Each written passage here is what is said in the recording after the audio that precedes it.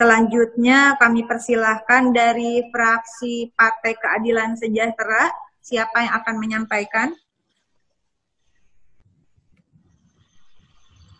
Pak Bukhori, Bu Ketua. Pak Bukhori, silakan Pak Bukhori. Silakan Pak Bukhori. Baik, terima kasih. Assalamualaikum warahmatullahi wabarakatuh. Waalaikumsalam warahmatullahi wabarakatuh. Pimpinan yang baik dan juga para anggota yang saya hormati, pertama-tama saya mengucapkan selamat menunaikan ibadah puasa bagi teman-teman yang menjalankan, karena hari ini nampaknya merupakan hari-hari yang penentuan antara hari dan besok, dan kelihatannya Jumat itu merupakan bagian daripada kehidupan berbangsa. Mudah-mudahan dengan kita masuki bulan suci Ramadan ini semakin tersucikan dan semakin terkabul doa-doa kita, hingga musibah wabah COVID-19 ini segera diangkat oleh Allah. Yang kedua juga saya ucapkan selamat kepada Ibu Ketua Pimpinan yang sudah tayang kembali nih sinetronnya di TV. Jangan gitu Pak, nanti saya OO-nya keluar Pak, sudah bisa bicara. Oh, enggak. Ya di sini bukan yang itu. Bapak Ibu sekalian, karena ini tadi merupakan draft terakhir, terima kasih kepada teman-teman TA yang sudah kerja keras untuk memasukkan dan menyusun undang-undang ini secara baik dan selalu ada progres-progres yang sangat positif.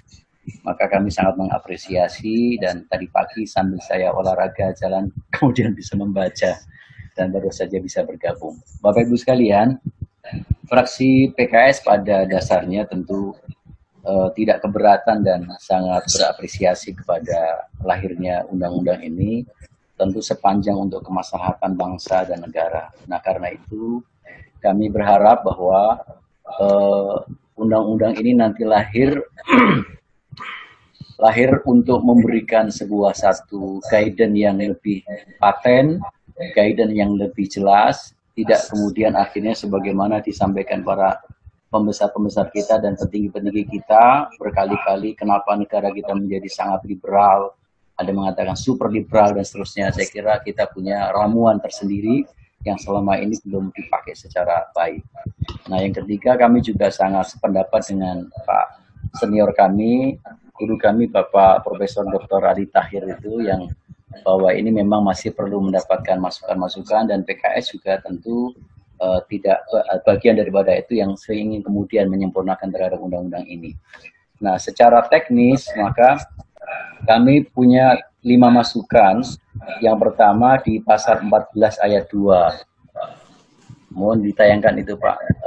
Pasal 14 ayat 2 itu kalau tidak salah. Silahkan, maaf Luki. Ya. 14 ayat 2. Ya. 14 ayat 2 itu bunyinya adalah, karena di sini saya tidak Mbak. Baik. Ya. 14. Ya, stop.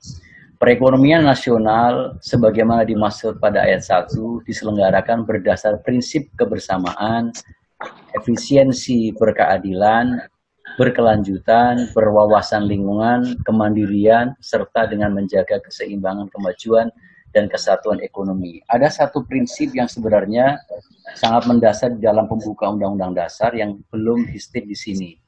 Dan selama kami berdiskusi 4 tahun di Lembaga Pengkajian MPR yang mayoritasnya ada 60 orang, mereka terlibat di dalam perubahan Undang-Undang Dasar mulai 99 sampai 2002, mereka diantaranya berdebat terkait dengan masalah efisiensi berkeadilan. Di mana faktanya memang kemudian efisiensi itu yang lebih dominan sehingga terjadi ketimpangan yang sangat jauh. Nah, saya mengusulkan supaya ada prinsip yaitu keadilan sosial.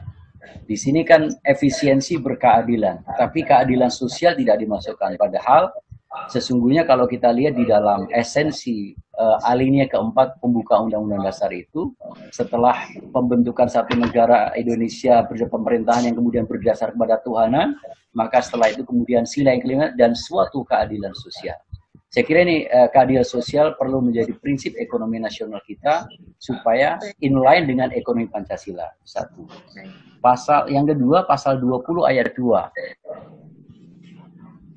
Itu masukan. Pasal 20 ayat 2. Tolong Mas Luki. Pasal 20 ayat 2. TA tolong pasal 20 ayat 2, Luki. Pasal 20 ayat 2. Nah, pasal 20 ayat 2. 20, ya ayat 2. Stop. Nah, pembangunan nasional sebagaimana dimaksud ayat 1 bertujuan membangun Indonesia sebagai negara kepulauan yang bercorak agraris dan maritim, menjadi negara industri dan seterusnya. Saya melihat ini frase ini kelihatannya lompat, yaitu pembangunan nasional sebagai dimaksud bertujuan membangun Indonesia sebagaimana, membangun Indonesia yang seperti apa? Sebagaimana negara kepulauan yang bercorak agraris dan maritim menjadi negara industri dengan berbasis pada riset ilmu, itu kan umumnya. Nah, makanya saya mengusulkan supaya dimasukkan diksi yaitu sebagaimana dimaksud ayat 1 bertujuan membangun Indonesia, bertujuan mewujudkan keadilan sosial bagi seluruh rakyat Indonesia. Jadi itu adalah payung besarnya, memang pembangunan itu adalah untuk kesejahteraan. Jadi bertujuan mewujudkan kesejahteraan sosial kesejahteraan bagi seluruh rakyat Indonesia. Kesejahteraan bagi seluruh rakyat Indonesia. Itu yang kedua. Yang ketiga,